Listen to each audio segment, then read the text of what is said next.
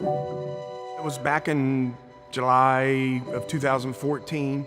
A couple weeks leading up to it, I've been feeling rough. I'd go home and I was real tired. I felt like when I was walking, someone was pulling on me. I went to my regular doctor and she ran all the tests. On a Sunday, I got a phone call at noon. The oncologist said, "Hey, I don't want to do this over the phone, but you have leukemia." Within 25, 30 minutes, I walked into Jewish Kenwood and my life changed from there. I know the Fry family intimately. His brother, Kevin, has been one of my very good friends for as long as I can remember. We flipped burgers together at McDonald's, and John was just his little brother. I look at the census every morning, and I open it up one day, and I look on there, and I saw my friend John's name on there, and my heart fell to the floor. And AML, it's a bad diagnosis. It's a bad thing to have. It's a lot to go through. I'd hate to see anybody go through it, but to see my friend on the census made it very personal to me. As I lay there, I thought quite a bit about, what's going to happen to me and my family. There's a few times where I thought, who's going to walk my daughter up the aisle? That's tough. Jewish Hospital is known as the best place to take care of cancer patients, particularly leukemia. In John's situation, being intermediate risk acute leukemia, the best chance of survival is a bone marrow transplant. It can be difficult. Even if you have a sibling donor, there's only a 25% chance that that sibling would match. When it's a life or death situation, you can imagine the amount of pressure that's involved. Overwhelming because I didn't know if I would be a match for my brother when he needed me.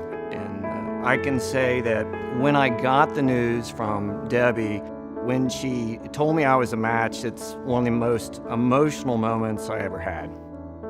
I first had to ask Kevin, do you want to go through with the donation process? Because you can't assume that someone's going to want to do it. But it was a rhetorical question to me because I know Kevin would do anything for John.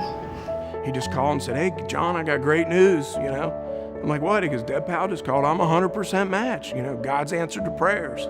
So I think we had a moment there, we're both upset a little bit, but excited and happy. And I'm like, "Great, now what do we do?"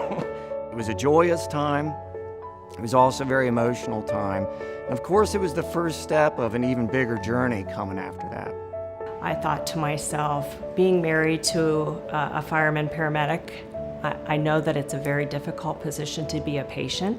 It's a real struggle. It takes months and months of care.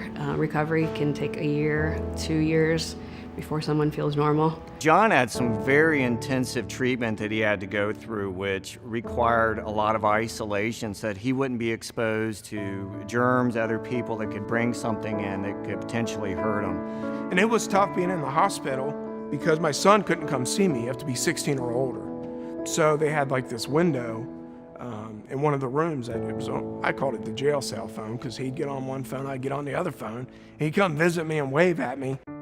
While that was going on is when we were working in the background to support him with the Be the Match drive. And we wanted to ensure that not only John was helped with this, but other people in the future, we could hopefully find some potential donors for those people struggling to find a match to save their lives as well.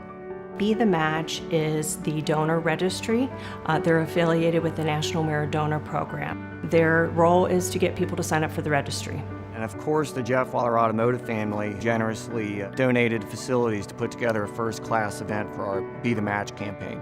At the Jeff Weiler event, there was about 120 people that showed. Fellow firefighters with the Loveland Fire Department and Milford Fire Department signed up for the registry. It was a great story and it was very inspiring to me. Made me want to do something more, so I joined the registry for a drive through John. The really cool thing is just doing a cheek swab is to sign up for the registry. It's a Q-tip that you swab in the inside of your cheek. I got a phone call in November that stated that I was a potential match for a child. So I went through with the testing and they said the case was urgent and I would hear something in a few months. And he was called and was able to go on and move to donate to a little 4-year-old with leukemia.